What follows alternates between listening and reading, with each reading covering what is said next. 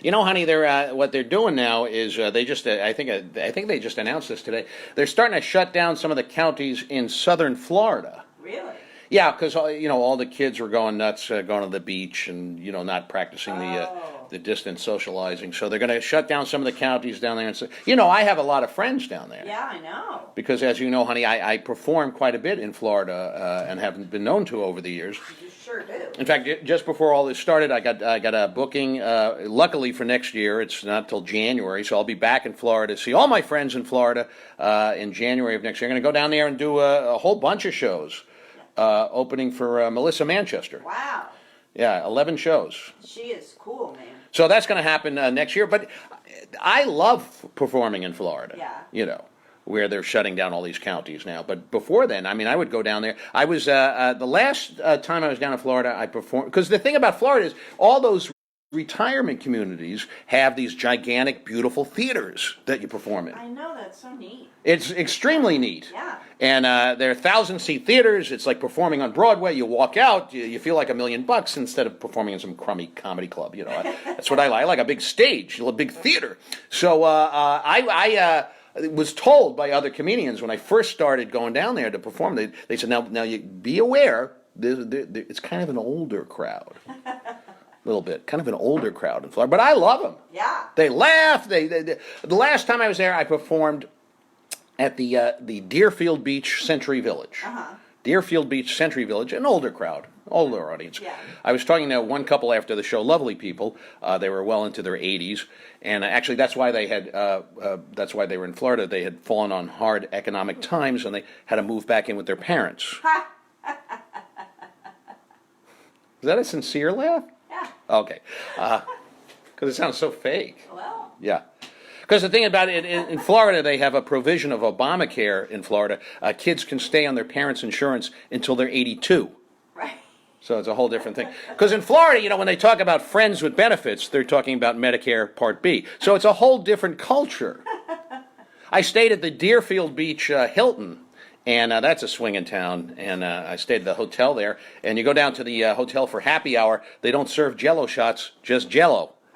Because it's kind of an older, and I had to kill some time in between gigs down there. So I went to one of those Civil War reenactments, very authentic. They use actual veterans of the Civil War. Oh my gosh. Because it's kind of an older population in Florida. Demographically, I'm talking about demographics here. See that they're older.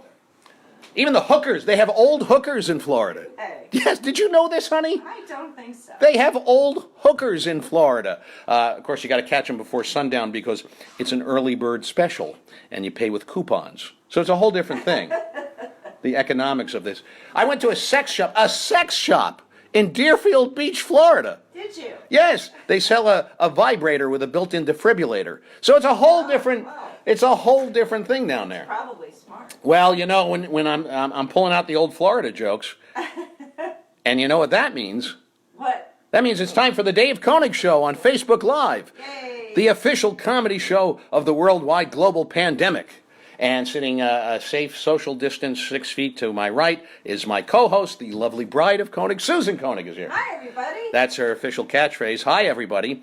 She test marketed various other catchphrases and chose hi everybody as her catchphrase. Thank you. Some of the catchphrases that didn't make it were go to hell Dave Konig. Oh, that no. was a catchphrase you tried. Yeah. And various other. And you can go on Susan's Facebook page and you can buy a full line of her copyrighted hi everybody products with her catchphrase. Yesterday, of course, we saw she's selling hi everybody coffee mugs. I like that one. By the way, I know this is a mirror image because I'm recording this on iPhone, and for some reason it comes out mirror. It's not my problem. I don't know anything about it. Hold your computer up to a mirror, and then you can see it says, Susan Konig says, hi, everybody. She's selling this. And a new product on Susan's line, official hi, everybody products, Susan Konig's own hi, everybody pants ointment. It's ointment you put on your pants. Wow. And it says, it's got a picture of Susan saying, hi, everybody, which is your catchphrase. Yeah, it is. How many times has this happened to you? You're walking down the street minding your own business when suddenly you think, hey, my pants, they seem kind of itchy and achy. I wish there was some kind of ointment I could apply directly to my pants. Well, now thanks to Susan Konig, there is Susan Konig's pants ointment. Buy it on her website. How much are you selling this stuff for? I don't know. $700 a tube. $700 a tube. Seems a little overpriced. Oh my gosh. But I asked Susan about this before. She said, well, if I could just sell one. So there you go. Sounds like me. That's your little cottage industry you got there. We're going to have a big appearance tonight by the Not Ready for Dave Konig dancers. Oh, Will be okay. here. Finally. Our big dance troupe will be here. What they're going to do is now you might want to write this down. It's a little complicated. They're each individually quarantined in their homes. Right. Okay. So each individual dancer is going to record their portion of the dance. Right. They're going to send it via WeTransfer to Gladys, the dance captain, who will upload each tape of each dancer onto YouTube. You're going to have to go onto YouTube. You're going to have to get you're going to have to get a password.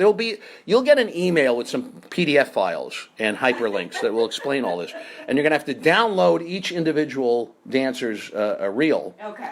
Tape and then convert it into an MP4. It's going to be headache-inducing, but we're going to try and get the dance in. And of course, the Not Ready for Dave Konig players are here tonight. Oh boy. They're fantastic, and they're going to do a big production, very ambitious. Well, they're all young. They're all young kids. Right. And they're all Ivy League. I don't relate to them at all. They're a bunch of kids from Harvard and Yale. Oh, and, man. they think they're hot stuff. Oh, And so they're going to do a big number. They're going to do the entire production of Porgy and Bess with an all-white cast. The first time in musical theater history, Porgy and Bess has ever been presented with an all-white cast. That is revolutionary. It's going to put a whole new spin on it. Songs include Bess, You Are My Significant Other Now. Okay. And it isn't necessarily so. And I've Got Plenty. It's the name of that song, because they're a bunch of spoiled white kids. I've got plenty. And a big special surprise appearance by our we have a guest on the show. We actually, I'm sorry. Did I interrupt you? No. No, please. Please. No, please. You have to be very polite when you're quarantined with your wife. You got to be very careful. Don't say the wrong thing, because we're stuck in here together. Okay. We got to. Okay. 3 guests, actually. Wow. Amy, Jamie, and Mamie, the world's first unconjoined Siamese twins, will be here. Wow. Amy, Jamie, and Mamie, the world's first unconjoined Siamese twins. They are Siamese twins, but they're not joined. Uh-huh. And actually, they were born a couple of years apart, and they're not from the same families. Wow. So Amy, Jamie, and Mamie will be here. They're not actually related. There's a story there. And they're not Siamese either. They're from Kenosha, Wisconsin. Amy is she works at the DMV. Okay. And she issues special driver's licenses for drunk drivers. Oh, there. Yeah. Yeah? I never heard of that. See, you fake laughed before, but you can't give me a fake laugh now. I was curious. Just leaving me hanging out here. So that's Amy. Mamie is Kenosha's foremost Kathy Bates impressionist. Oh, okay. You hire her for private parties, Well, and that she, gives you an idea of what she looks like. she looks a lot like Kathy Bates, the I actress. hope so. And she stands around at parties, and people go up to her and go, "Why are you here?" And she says, "Why do you think?" And That's cool. yeah, Yeah. and she kind of sort of looks like Kathy Bates. Uh-huh. And Jamie, Amy, Jamie, and Mamie, the world's first unconjoined Siamese twins. Jamie teaches foul language for the hearing impaired. Oh, no. No, because people who are hearing impaired, they don't know how to properly pronounce curse words because they never heard them properly. Okay. And that can often lead to awkward social situations. So Jamie helps, she teaches curse words to the deaf. Okay, well. So those are our guests on the show today. Oh, those are the 3. I thought they were 1, but those are 3. 3 guests. 3 guests. We have 3 Okay. guests on the show Okay. today. I Well, got there might have been some notes I needed on that. I just want to tell you that Yeah. Kathy Yeah. Stell Hello, Kathy Stell. and Carolyn Salvo Yeah. were both on the same cruise with you to see the Dupree. Yes, we were on the Dupree's cruise. Kathy Stell, thank you for tuning in. Might be the last cruise ever taken by anyone, right? Yeah, and Carolyn Stofko, too. And Carolyn Stofko. Yeah. All the Dupree's kids, they follow me around. That's great. I know. We had a lot of fun on that cruise. Yeah, that's and awesome. we sang and everything. And we have a studio audience, of course, on the show. Creepy Captain Guy will be here. And former New York Mets slugger Darryl Strawberry is here. Well, that's kinda and cool. he's gonna hang out and watch the show. So let's put Darryl right there. And can we get Darryl on camera? He's not tall enough. I'm gonna have to waste your time with. Yeah, hand me something to Yeah. put Darryl there. There you go. There's Darryl. There. Okay. All right. It's hardly worth it for this gag. Okay. All right. So that's the show. Wow, my gosh. That's exciting. That's crazy. That's a great show. Honey, I was thinking that while we're all stuck at home, Yes. a lot of people are thinking, well, what do I do with all this free time? And people want to catch up on movies and Sure. TV shows that they've missed. Yep. And what's more fun? What's more fun than a James Bond movie, right? Oh, sure. You can watch one of those old James Bond movies where he's saving the world and everything. But then you're thinking to yourself, it may be a global pandemic, but I've seen all the James Bond movies. I've seen them all. I know how they work. Give me something I haven't seen. Well, as a public service, I have for you today a list, shocking, of forgotten James Bond movies. Oh, my gosh. Lost James Bond movies that you didn't even know existed. Wow. And they've all just been released in one package, and we're going to go through them on the show. Okay, I want to hear them. So you remember the James Bond movie, The Quantum of Solace? Yes. Yes. Very exciting Bond film. This is a lost James Bond film, The Quantum of Sol's Ass. Bond has to contend with the evil Sol Moskowitz, Oh, dear. a retired furniture wholesaler from Tenafly, New Jersey. Sol has just returned from a cruise of the Caribbean with his lovely wife, Mindy. Uh-huh. And after overindulging in the all-you-can-eat buffet for 12 straight days and nights, Sol's ass has grown so large that it is blocking out the sun, threatening all life on Earth. And James Bond's mission is to convince Sol to join Jenny Craig. Wow. So that's the Quantum of Sol's ass. Quantum of Solace. That's one of the lost James Bond films we're recommending. Honey, we got a few more here. What are they? Well, let's see. You remember the James Bond picture, The World Is Not Enough. Yes. The World Is Not Enough. Yes. Well, here's a James Bond film you probably haven't heard of. Okay. The World Is Not Your Ashtray. Huh. Bond lights up custom-made Moreland cigarettes rolled with a rare blend of Balkan Turkish tobacco in various public places in exotic locales. Angry, disapproving middle-aged women who refuse to dye their stringy gray hair confront him at every turn. Oh, my gosh. And they say things like, there's no smoking in here, and excuse me, some of us are trying to breathe, and they nudge him. Wow, and what's that one called? That's called The World Is Not Your Ashtray. My gosh, I never heard of that. No. You remember License to Kill? Sure. Hey, but do you remember License to Operate a Commercial Vehicle? No. James Bond applies for a CDL license just in case. This is like a sequel. That's a sequel. Hey, speaking of sequels, one of my favorite Bond films with Roger Moore was The Spy Who Loved Me. Oh, I love that one. Isn't that fun? Yeah, That's a fun one. that's a great Do you one. remember the sequel? No. The Spy Who Loved Ranch Dressing? No, I don't. I've never seen that one. The plot is James develops a real yen for ranch dressing, and he starts putting it on everything, and M tells him to knock it off. Wow. So just stop doing that. That is dramatic. Oh, Dara Finkel's here. Hiya, Dara. You're tuning into Movie suggestions. movie suggestions. Yes, These are forgotten James Bond films that you might want to watch while you're shut down in your house there. Yeah, absolutely. You remember Moonraker? Yes, of course. Big James Bond film. Moonraker. How about the sequel, Lawnraker? Oh. Bond buys a cute little starter home in the suburbs. He enjoys raking the leaves in the crisp autumn air. The following fall, the novelty wears off, and he hires a guy to do it. And then the third year, he just puts the house up for sale and gets the hell out of there. Wow, that sounds familiar. Yeah, Lawnraker. Yeah. Yeah. It's always fun the first year. Here we go. We got a couple more of these. What else is there? Oh, that's a damn good question. You remember The Man with the Golden Gun? Yes. Of course. Wow, was that a good James Bond film? How about the sequel, the forgotten sequel, The Man with the Golden Grahams? It's generally considered by Bondophiles as the most hated film of the series because of its particularly egregious abuse of product placement advertising. I can imagine. Can you imagine that? Yeah. Bond interrupts virtually every action sequence, just as they're getting things going, Yeah. to eat a bowl of General Mills Golden Graham cereal. Sample dialogue includes, after all, that delicious Golden Graham cracker taste with honey and brown sugar is the perfect pick-me-up when I'm out there trying to save the world. And they would do this in the middle of each fight scene. Like, they would stop the fight and then eat a bowl of Golden Grahams. That's a lot. Yeah, it's a lot. It's a lot to expect of anyone. I don't know about that. How about the sequel to Thunderball? Okay. Remember Thunderball? I do. With Sean Connery? Yeah, That was one of the Sean Sean Connery Connery, Bond sure. films. The sequel, the lost sequel, Thunder Thighs. Bond faces his most challenging adversary, Letitia Jones, an overweight parking violations officer whose uniform pants barely contain her plump thighs. Wow. She, That sounds diabolical. She gives Bond a ticket for double parking his Aston Martin outside of a convenience store, despite Bond's whining pleas that he had only run in for 2 minutes to get a smoothie. So thunder thighs. Wow, that's gripping. Now, most people consider the finest James Bond film, the most famous James Bond film, the most exciting James Bond, the classic James Bond film, to be Goldfinger. Yeah, oh yeah. Goldfinger, you Yeah, remember I think Goldfinger? so, yeah. But did you know there was a sequel to Goldfinger I'm not surprised to learn that. entitled Goldstein?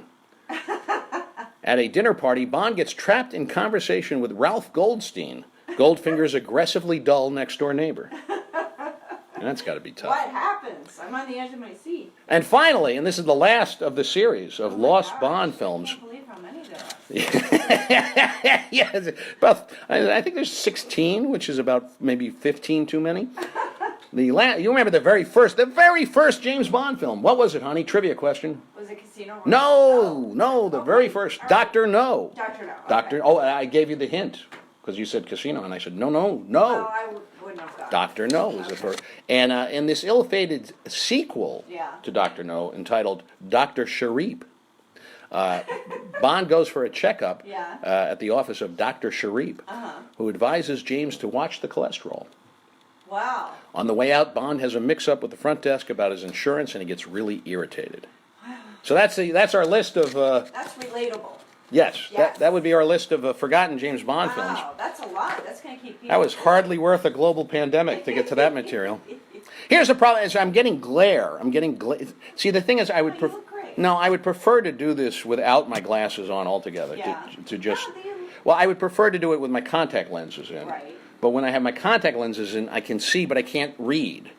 So if there were, for example, if there were notes or cue cards of some kind, not that this isn't spontaneous and hilarious ad-libbed material that I'm just coming up with off the top of my head, but if there was some kind of a note I had to read, I can't read it with the contacts, so I got to wear my glasses. Now, the problem is these are my regular glasses. These are the multifocal progressives, right? Right. And way too much glare, and they look terrible on camera, I think.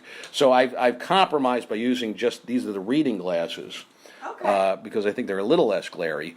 And see, the whole problem Uh-oh. is about 6 months ago. I go to the optometrist because ordinarily I don't wear glasses on stage. Yeah. I like to look without, and I've been wearing glasses all my life. I go to the optometrist, and the optometrist says to me, he says, you know what? You're about 6 months away from bifocals.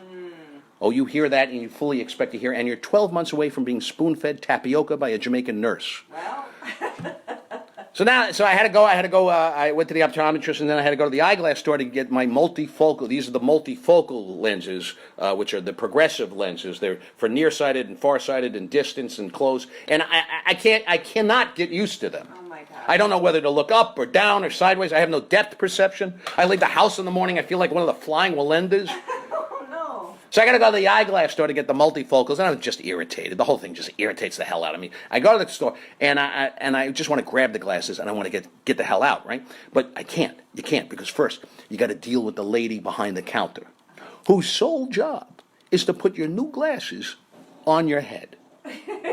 Because this is apparently a complicated task. You might screw it all up and poke your own eye out. So she takes my new multifocal lenses, and she puts them on my head. And she looks. And then she takes them off. She makes a little adjustment, She puts them back, and she looks. Then she says, these are going to look crooked, but it's not the glasses. It's you. She says, you have one eye higher than the other. I said, lady, and the glasses, they're like this. I said, could you take them back? Could you straighten them out? She says, they are straight. It's not the glasses. It's you. So now I'm getting steamed, right? Occasionally every 12 years I get a little steam. Once every 20 years. So I'm getting steam. So I said, look. I said, ma'am. Now, as you know, honey, Yeah. when I start a sentence with the word ma'am, that's a key word. That means the volcano is about to erupt. Yeah. It's like starting a sentence with the words with all due respect. Right? No one in the history of the English language has ever said anything respectful following with all due respect. It's always with all due respect, you should drop dead.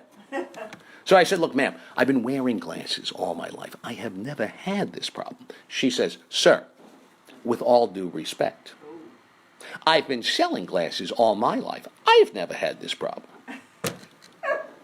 I said, you've been selling glasses all your life? So when all the other little kids were out on the front lawn with their lemonade stands, you were out there with your optometry kiosk. When all the little Girl Scouts were going door to door selling cookies, you were selling disposable contact lenses. So I do 12 rounds with this lunatic, and I storm out of the store. I get in the car. My wife is right there. She's waiting in the car outside. I get in the car, and Susan says to me, she says, what happened? I said, I'll tell you what happened. That woman's insane. She said, I had one eye higher than the other. My wife says, you just noticed this? It's true. You remember when you said that? I do. She said, everybody on your side of the family has one eye higher than the other. So now I'm fighting with my wife, right? I'm fighting, and we reach that point in the fight, you're not making any sense. You're just saying the opposite what the other person says just to piss them off. Susan says, will you calm down? I said, no, I will not calm down. I will calm up. I'll show you. Right? Yeah, it was like that. Remember when I told you that?